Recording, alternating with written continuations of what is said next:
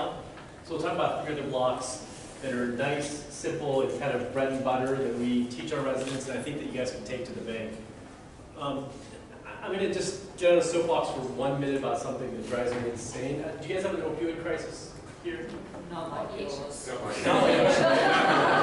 But it's, so I'll tell you that we get told as clinicians that we're these horrible people that have addicted all these patients.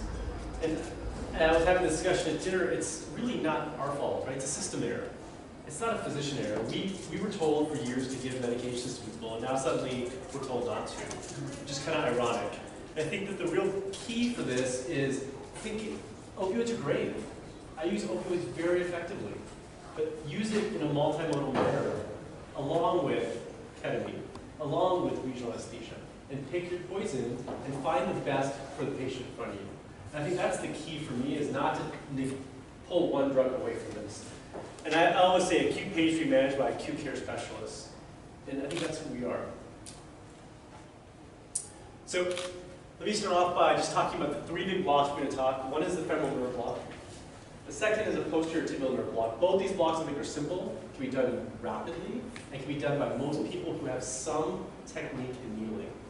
And last, just because everybody wants to talk about, is the brachial plexus block. I put a little red slash through it because I recognize this is a little bit more cumbersome and a little more difficult. I don't think technically any difficult. I think it's difficult because people get very scared sticking large needles in people's necks, understandably, but we'll talk about it. Let's start with the femoral nerve block, and I think that this is really something that is a part of emergency care. Who has done femoral nerve block here? Oh, good, so most people have. Good, so I think that this is something that I'm going to talk about. People who haven't, I will kind of go over it in a little bit of basic detail, but I think there's some key little learning points I'm going to talk about that hopefully will help you, even if you're a moderate sonographer who's done a few of these, because I learned stuff last year on the femoral nerve block. So I think this is really the key, right? This is we call this the hyaline hip fracture, because we get a lot of gunshot wounds to the leg. And we talk about downstream effects, and we talked about the wind-up phenomenon, the concept of reducing that pain up front, blunting that pain response, reducing the chronic pain downstream. And so we talked about this, and this is something that we published a few years back, I remember when, 14, and the idea being that if we block people acutely, maybe it'll make a difference. Our Kaiser colleagues came about and funded this initiative where it's completely all over Northern California. I think maybe it's Northern California now, where Kaiser's doing these blocks up front, and the idea being reducing their chronic pain issues, reducing all these problems. And I think this is something that can be brought to other parts of the world to really help patients who have pain.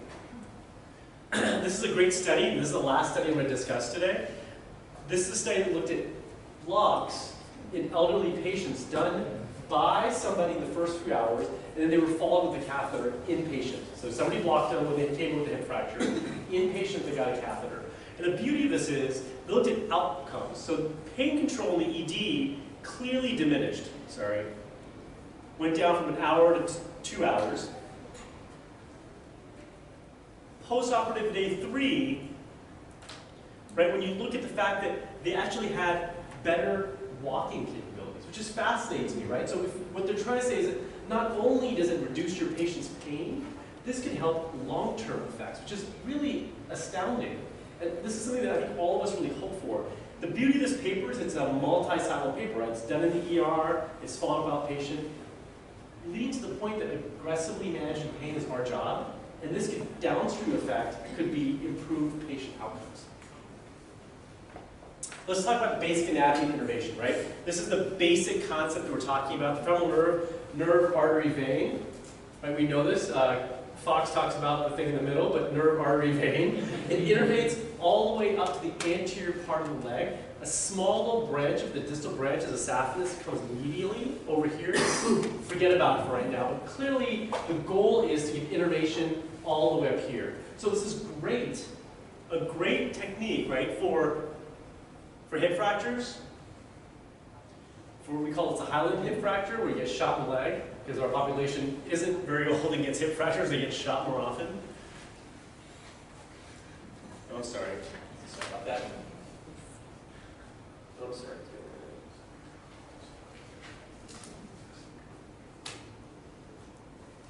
And also, it's really great for large, we do it for large INDs for femur fractures. It works fairly well for all these indications, and we've done it for all these indications. The beauty is, if you talk to an anesthesiologist, and I'm sure there's some here, to get complete anesthesia to the hip, the femoral nerve block's not going to work. You need a spinal back here. But my goal as an acute care specialist or emergency physician is to treat the pain. So if I can get a 50% pain reduction, I can add on opioids, add on ketamine, or whatever agent you want to reduce the side effects of those medications.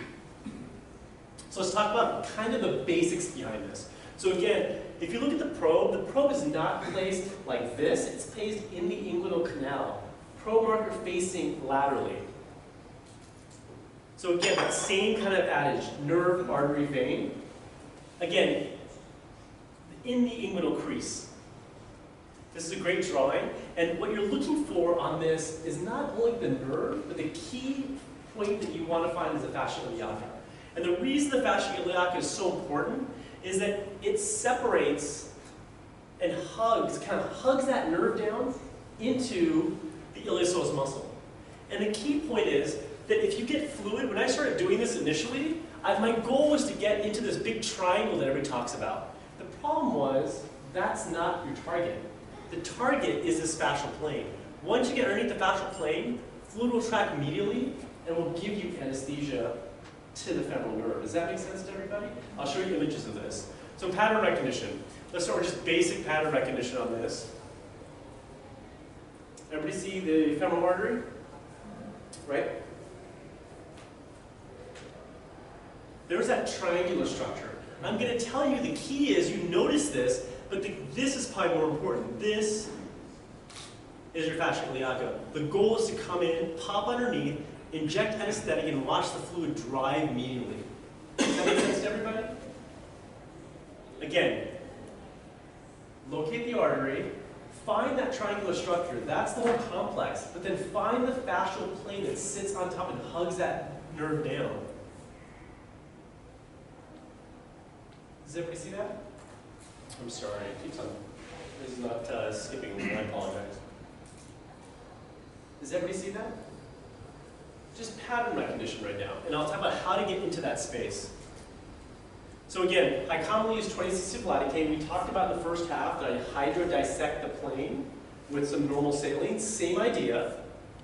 Linear probe, and again, same thing. The probe is now located in the inguinal crease in an in-plane technique.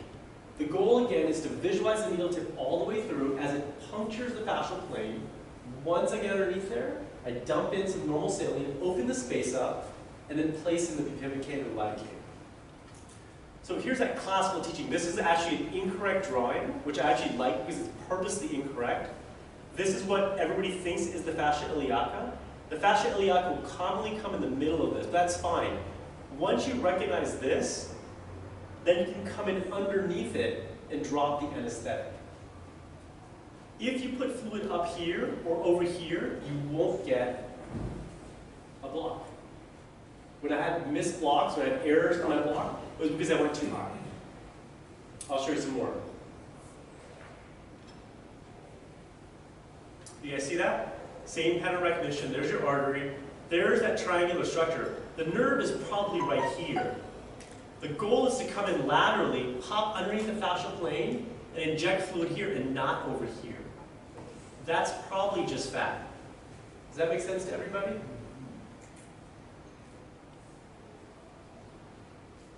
Right, so this is the schematic. Is it a planar? Is it a planar? You want it to come through that plane, right? But it's not a planar block, though. I mean, all blocks are planar, right? So I consider all blocks planar because the goal is to get underneath that fascial plane. Once you pop underneath it, you want to open that space up, right? So that's the key. And I think we think about it as targeting a nerve. It's targeting a fascial plane. So same thing here, right? This is your, sorry, this is where you're putting fluid because that's your fascia iliaca. Same thing here. You can see how I'm coming in? See how I'm opening that space up? That's the key. I think if I had to do that one again, and this was my block, I would have come in more laterally and popped underneath this fascial plane and push fluid medially. Does that make sense to everybody? I'll show you some more. So there, again, you can easily think this is the nerve. This is not the nerve. And coming in and putting fluid in and hydrodissecting in this space gives you that block. To be safer and farther away from the nerve, just move more laterally.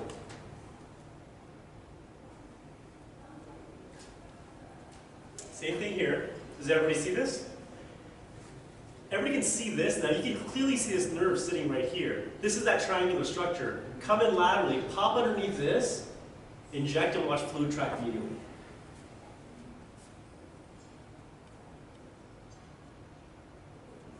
Does everybody see that? That could be done with a 25 gauge needle if you really wanted to in person. Same thing.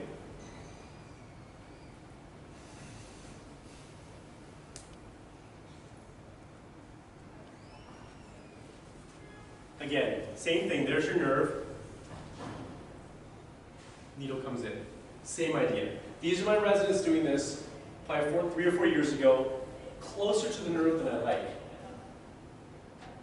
The change I made will be coming up in the next point. So key points, get underneath that fascia iliaca, because once you pop that fascial plane, you have the block. If you stay above the fascial plane, you won't get the block. To be safer, move laterally. And stay away from the nerve. I'm going to show you the last one, which is probably the most useful of all. It's not this one, it's the next one. Here, my resident's coming in. There's the artery right here. Watch what he does. He injects fluid above. That block's not going to work. What he needed to do was just pop underneath it and then inject. Does that make sense to everybody? That little switch in my brain gave me all my blocks.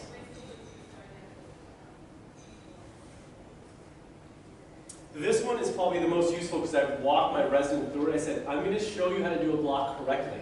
Something I didn't know about. Here's your artery, but here's that triangle. You guys see this? So I tell him, here's your needle tip. Come lateral. Don't go close to the nerve.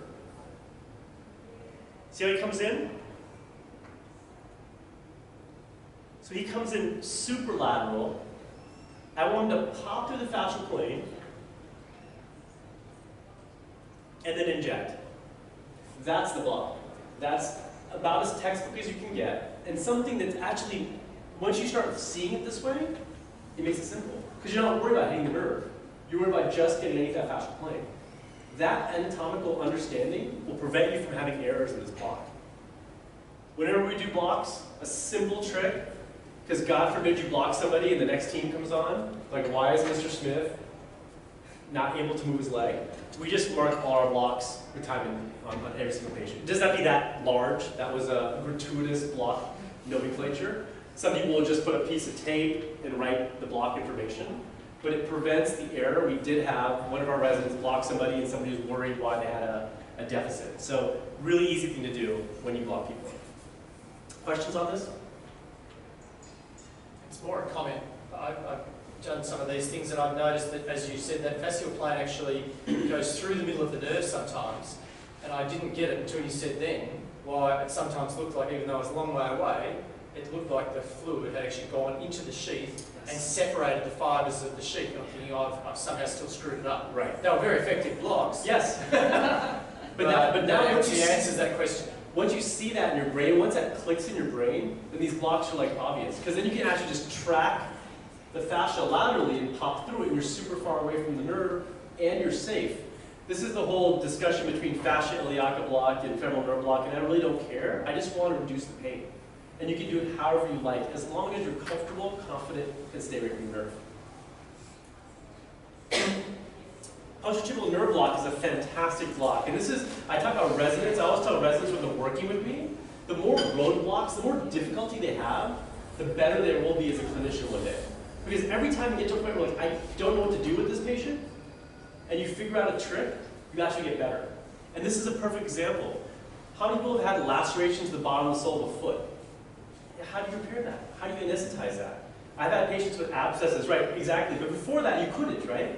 So by doing that, by doing this block, performing this block, you get better at regional anesthesia, and you get better at femoral nerve blocks, and you get better at this, you get better at that. And so I think that these little roadblocks we have in medicine are actually the most useful things we have. They upset us, but they actually you learn a ton from.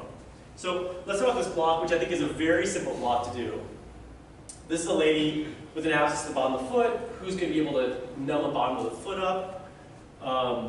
After a block, you can just dig away and pull out pus or foreign bodies in her foot. This happens numerous times. And it's really nice. You can just cut away. People are comfortable. They're not freaking out. Right? People don't like you to cut the bottom of their foot. So this is great for sole lacerations, for burns. Works beautifully well for calcaneal fractures. And we've done these numerous times for our patients that come in with calcaneal fractures and see pain controlled.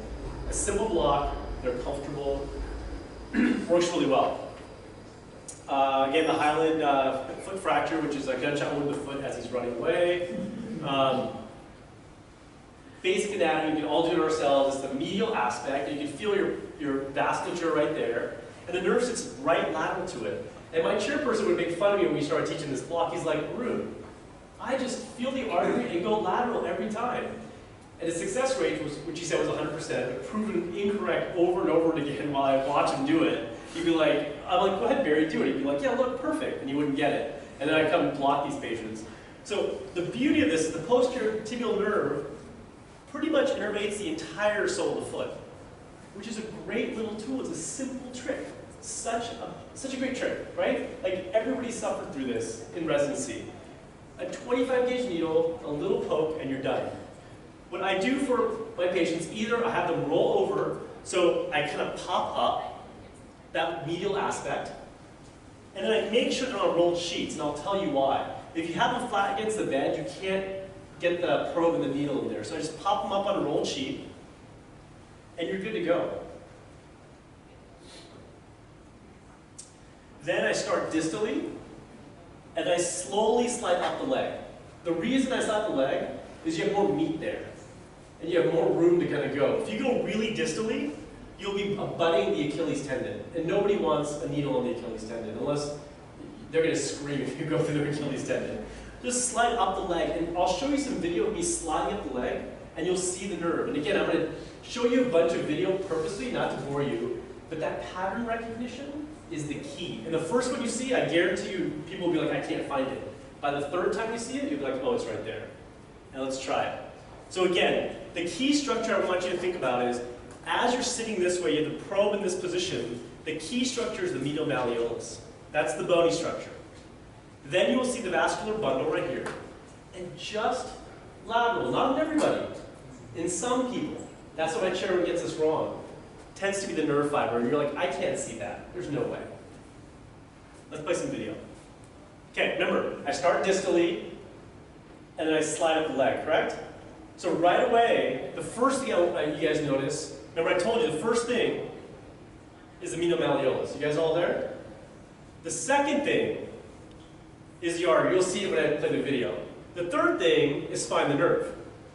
It's right there, which you can't see yet, but let's do it. Who sees the nerve now? You see it move around? That pattern recognition, I'll play the next one. Again, medial malleolus, vascular structure, it actually started medially and slid underneath laterally. Does everybody see that? Let's play the next one. Okay, medial malleolus, vasculature, look for the nerve. Okay, everybody get the medial malleolus? You guys good with that? Okay, let's play this. Medial malleolus. I'm going to say that's tibial artery. You'll see it. Then find the nerve.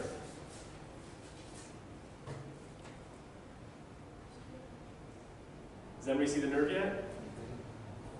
Do you guys see it? Yeah. Right there, right? You guys see that little thing? Yeah. Good. Okay, that was easy. Let's get tougher. Let's make it more esoteric, because I think pattern recognition is the key here. Okay, medial malleolus, vascular structure. Show me the nerve. Does everybody see it? Does everybody see a nerve? Yeah. Right? That's it. That's the whole deal. This is not rocket science, right? If it was rocket science, I'd have a different job. But you can see it right there. And then again, here's this fascial plane. Remember we talked about fascial planes? Are the vasculature and the nerve? So if you just came in and popped up in this fascial plane, fluid would track around the nerve, and you're done. It's a fascial plane block, just like everything else. Right there. So again, same idea, same kind of schematic that you guys can see.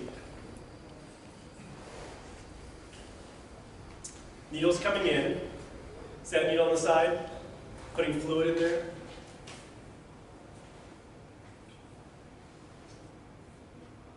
That's an in-plane procedure. I'm up the leg.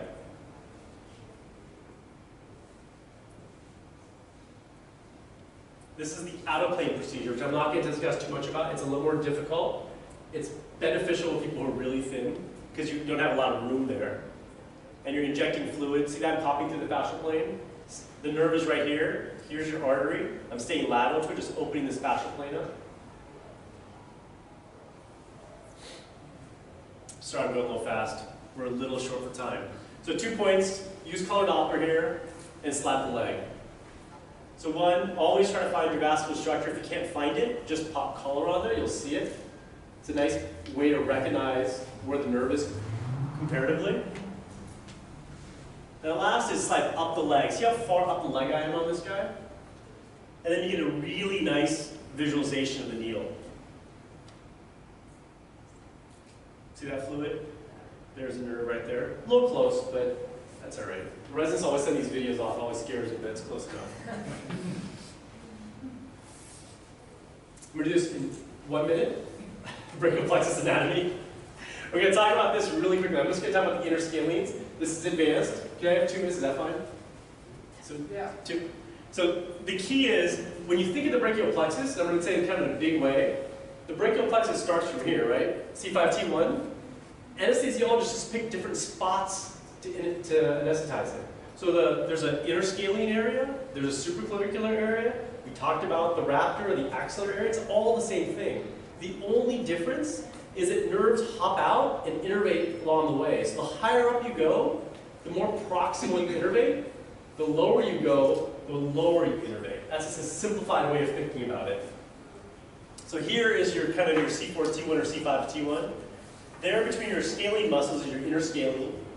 And there above your clavicle is your supraclavicular brachial plexus. So here's your inner scalene. You find your anterior and your middle scalene next to your carotid artery, your vein. And the goal is to pop underneath there.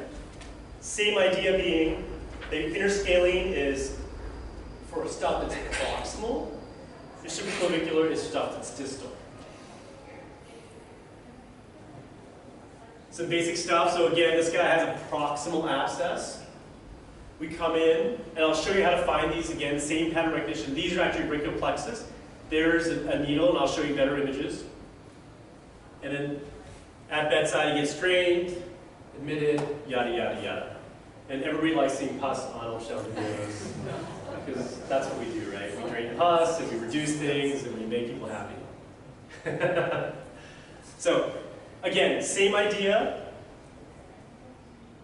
Good for humeral fractures. When patients come in with humeral fractures when we discharge, we block them before we discharge them. Great for burns, deltoid abscesses, and for shoulder dislocations. Tomorrow I'll talk about how to do this for shoulder dislocations. This is a fantastic patient who's going to go home with no pain meds. It's nice to block them, have them on oral pain medications before they go. This is my resident putting it there because he wants to do a block. Because he's like, can we do a block on this patient? So I walked in the room and took a picture. Have the patient look toward the screen. And I'm going to be really quick. The idea being, you want to start finding your IJ, which you guys already know how to find, and slide laterally. Once you do that, you'll see your anterior scalene here, your middle scalene here, and your brachial plexus. We're going to do quick pattern recognition. We're going to call it, guys. Does everybody see the brachial plexus? Good. Anterior scalene, middle scalene, brachial plexus. SCM is on top. We already talked about that. Second one, does everybody see the brachial plexus? This is the other side now, right? Because the vasculature is pounding over here. Everybody see the brachial plexus?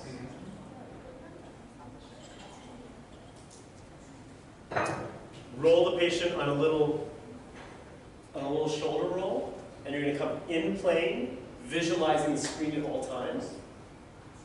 The idea being to pop underneath that fascial plane and inject anesthetic. And again, here you go, right? I would like him to come in higher, or her, but again, eventually comes in and drops fluid up superficially up top. Gives great anesthesia to the proximal shoulder. This is for a reduction. Here's another one, same idea. Does everybody see that? In plane, 15 minutes later, procedure done. So I'm going to skip through this, guys. I apologize. So I think, just in summary, right, so I think having the concept of a multimodal approach in your brain at all times when you see patients in pain is great. Opioids, NSAIDs, ketamine, regional anesthesia. Practice localizing on ultrasound. We'll show you the 2 days from now, we'll actually practice, and I'll show you how to find these nerves fairly easily. You guys already can see them on ultrasound. Learn the in-plane technique, which I think is the key, and start with femoral nerve. Once you do that, you can find anything else. Thanks, guys.